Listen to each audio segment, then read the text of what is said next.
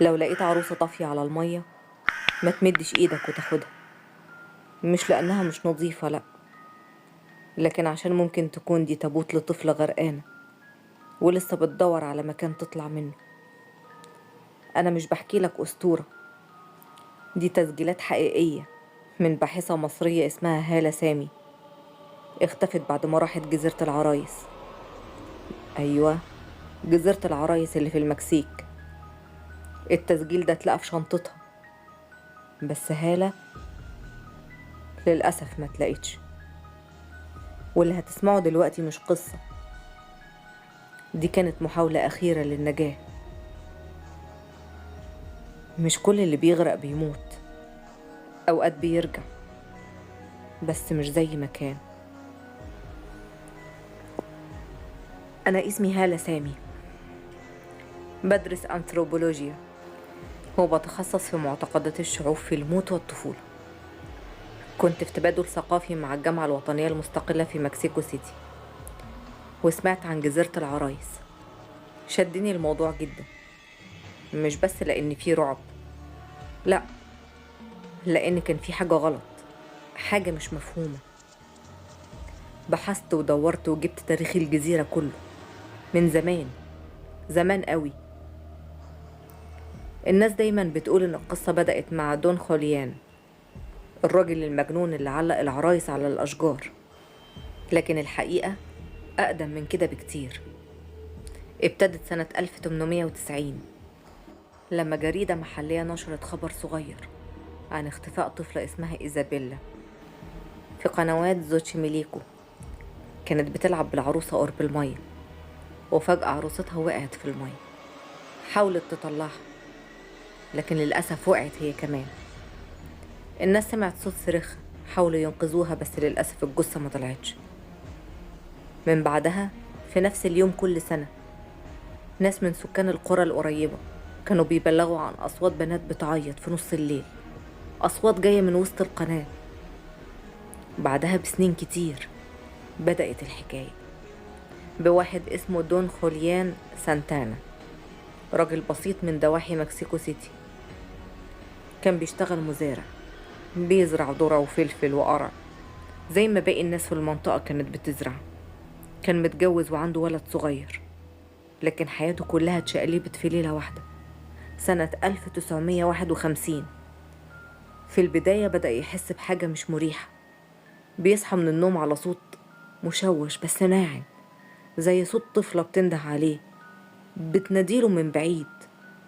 مراته قالت له إن ده حلم، لكن الصوت فضل يزيد لحد ما في يوم حلم ببنت صغيرة شعرها مبلول ووشها مش باين. قالت له جملة واحدة: أنا غرقت، أنت سامعني؟ لو سمحت تعال انقذني. من اليوم ده وخليان اتغير، بقى على طول سرحان، ما بيردش على حد. بعدها بكم أسبوع اختفى. اللي الناس ما تعرفوش إن خليان خد قارب صغير وراح على جزيرة نائية في مكان هادي ومعزول مليان أشجار ميتة وضباب كتير. كانت جزيرة محدش بيقرب منها. سمع عن البنت الصغيرة اللي ماتت غرقانة هناك سنة 1890 اللي كان اسمها إيزابيلا، وإن المية مرضتش ترجع جثتها أبدا. خليان استقر هناك، ساب مراته وابنه وبنى كوخ من الخشب وزرع شوية نباتات بسيطة وابتدى يعيش لوحده. لكن الوحدة ما كانتش كاملة. في أول سنة بدأ خليان يلاقي عرايس متكسرة بتيجي على ضفاف الجزيرة، لعب أطفال مكسورة مشوهة مليانة طين، وفي عرايس كانت بتبقى عيونها فاضية ووشوشها مش طبيعية. وساعات كان بيلاقي واحدة أو اتنين على القارب بتاعه، وساعات كان بيلاقيهم متعلقين على الأشجار أو طافيين على وش المية. خد أول عروسة وعلقها على شجرة وقال: دي عشان إيزابيلا ما تحسش بالوحدة. لكن الليلة دي سمع ضحكة بنات جاية من الغابة، ومرة تانية صوت بيقوله: مش كفاية، لسه في بنات تانيين. من هنا ابتدت الأسطورة. خليان بقى يجمع العرايس من الزبالة ياخدها من القوارب اللي بتمر أو يشتريها بسعر قليل. كل عروسة كان بيعلقها على شجرة وكان بيديها اسم. بيقولوا إنه كان بيتكلم معاهم وبيغير ليهم هدومهم وبيغسل وشوشهم بالطين والمية المقدسة. كان بيعمل طقوس غريبة، وكان دايما يقول أنا بحميهم من لعنة الرجوع. بعد موته اتلقى كشكول قديم جوه الكوخ بتاعه سنة 2001، وكان مكتوب بخط ايده، وكان مليان هلوسة وكلمات متقطعة.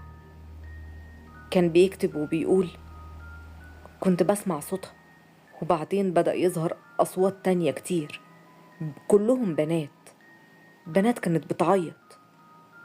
كلهم كانوا بيقولوا مش كفاية. بس للأسف أنا تعبت، ما عدتش قادرة أعلق عرايس أكتر من كده. العرايس كانت بتقع، وكل شجرة بقت شايلة وش وإيد وعين. كنت بلاقيهم بيركبوا نفسهم من جديد. وفي سنة من السنين غرقت، بس رجعت تاني. كانوا ماسكني من رجلي، صوتهم كان في وداني، صوت بنات، كلهم بنات. وفي يوم في شهر مايو سنة 2001، بعد 50 سنة في الجزيرة، خوليان خرج يتمشى على حافة الجزيرة، وقال لصاحبه اللي كان بيزوره للمرة الأولى إنه سمع اسم جديد بس بيتقال في ودنه: روزاليندا. روزاليندا لسه تحت. بعدها بكام ساعة اتلقى جسمه طافي على المية في نفس المكان اللي الناس كانوا بيقولوا إن اتلقت فيه إيزابيلا اللي غرقت سنة 1890.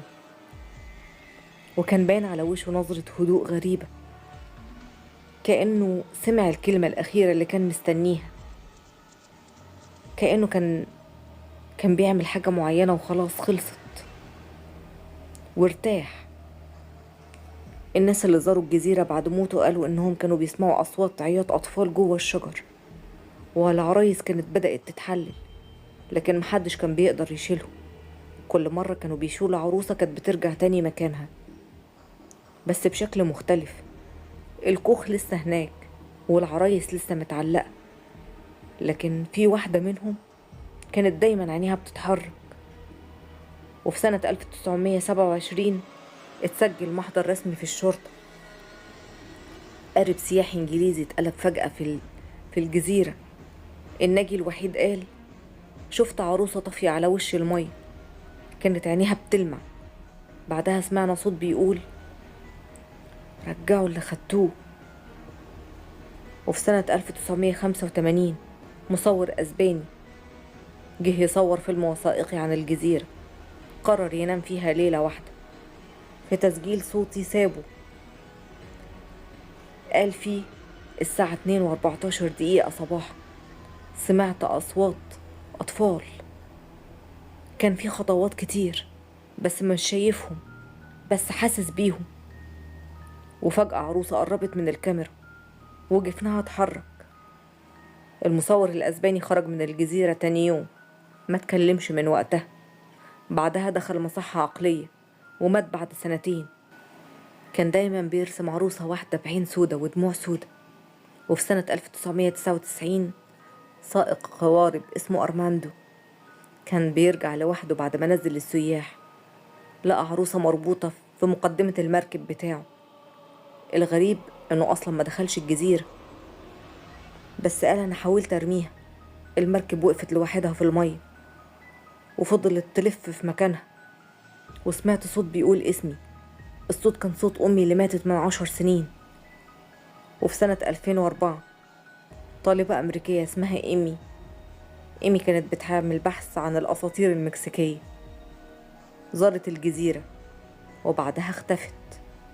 اخر لقطة ليها كانت على الكاميرا بتاعتها، كانت العروسة محطوطة وسط الشجر ووراها ظهر طفل قصير وشعره مبلول ومفيش له وش.